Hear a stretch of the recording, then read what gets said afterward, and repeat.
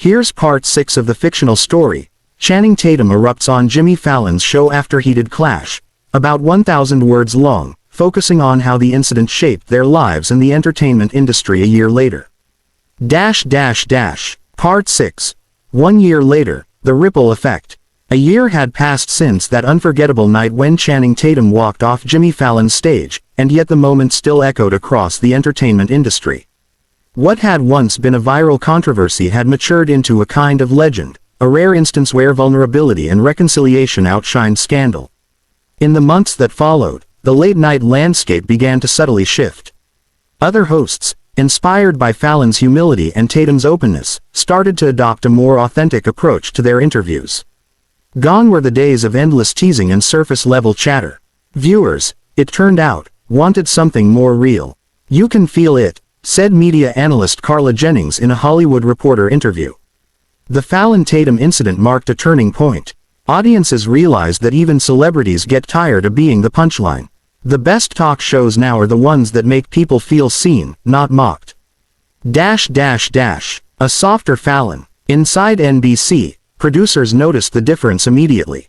Fallon's ratings, which had dipped slightly before the incident, began climbing again. Viewers praised the new tone of The Tonight Show, more heartfelt, more human. Fallon himself seemed more grounded than ever. In a magazine feature titled, "The Evolution of Jimmy Fallon," he reflected on how that night changed his perspective. "I used to think that making people laugh was the only goal," Fallon admitted. "But sometimes, listening is just as powerful. That night with Channing, it was a wake-up call. It reminded me that comedy doesn't have to come at someone else's expense." The article included behind-the-scenes photos of Fallon with his team, smiling, relaxed, and at ease. One image showed a handwritten note taped to his dressing room mirror. "Greater than, lead with laughter, end with kindness." The phrase had become something of a mantra, repeated often by Fallon and quoted by fans online. Tatum's transformation. For Channing Tatum, the year had been equally transformative. His film The Last Mission had become an unexpected hit, praised for his intense and mature performance. Critics noted that he brought a new emotional depth to the role, something that resonated with his public image after the Fallon incident. When asked about it during a press junket in London, Tatum chuckled.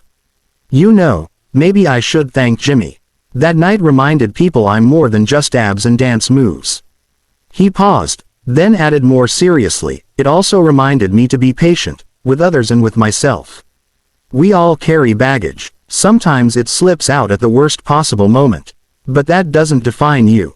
The quote went viral. Fans flooded his social media with messages of support, calling him one of the most genuine stars in Hollywood. A few months later, Tatum used his renewed platform to launch a small mentorship program for young actors trying to break free from typecasting.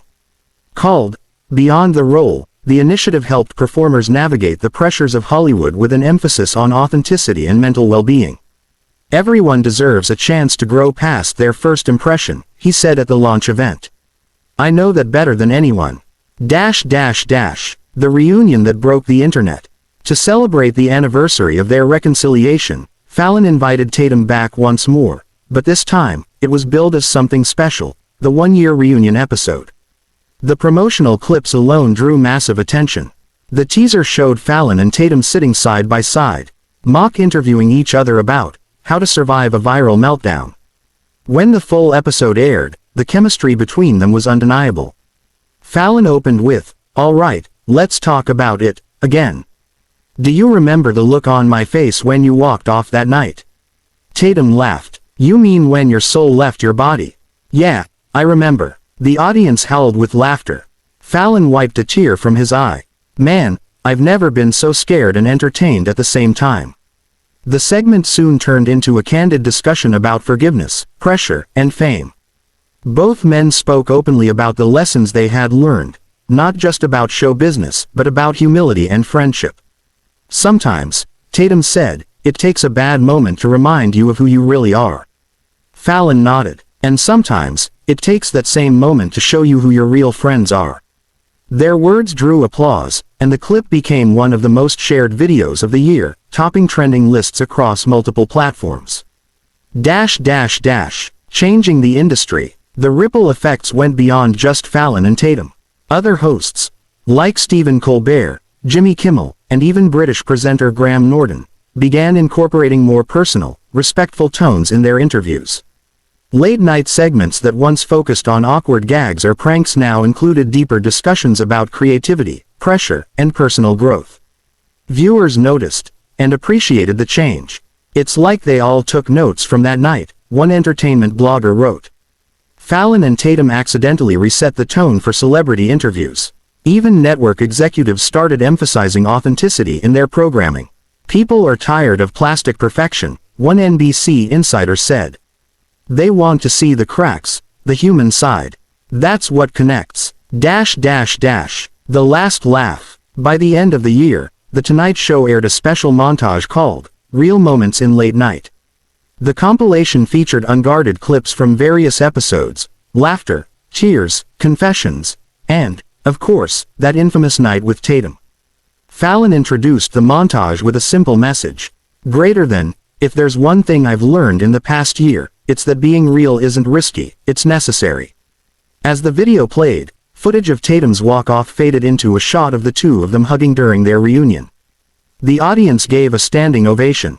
That clip closed the show, leaving millions of viewers smiling and thinking. Epilogue. Two friends, one lesson. In an interview months later, Tatum was asked whether he regretted the incident that started it all. He thought for a long moment before answering.